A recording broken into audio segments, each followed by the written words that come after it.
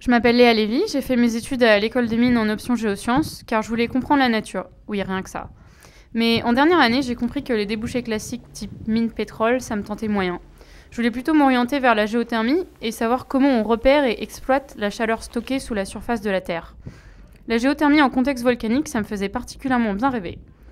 J'ai été assez vite fascinée par les travaux de chercheurs islandais dans ce domaine et j'avais envie d'y aller pour en apprendre plus.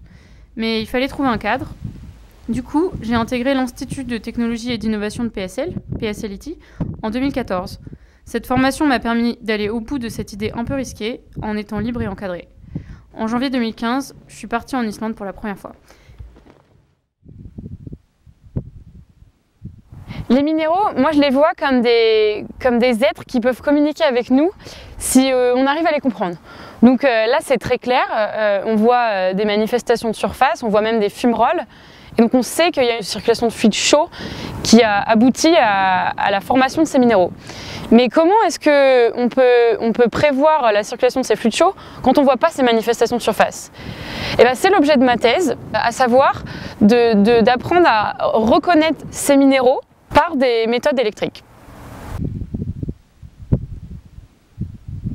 Iceland is like a natural laboratory.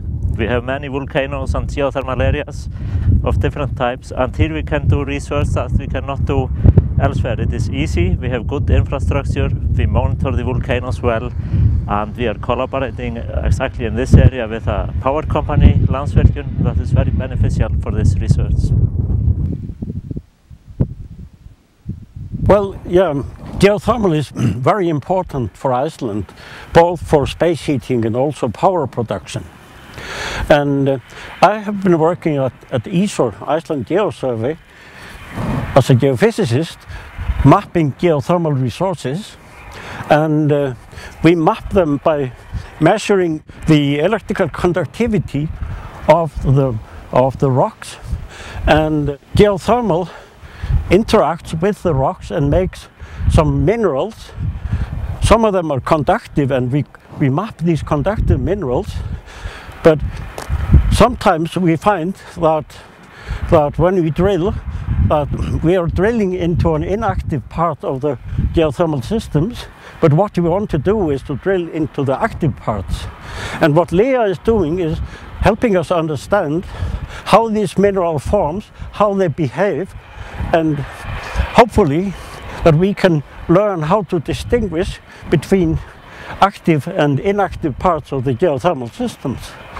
And that is very important because geothermal drilling is very costly, and if we can learn how to distinguish the active and inactive part, we can save a lot of money on drilling.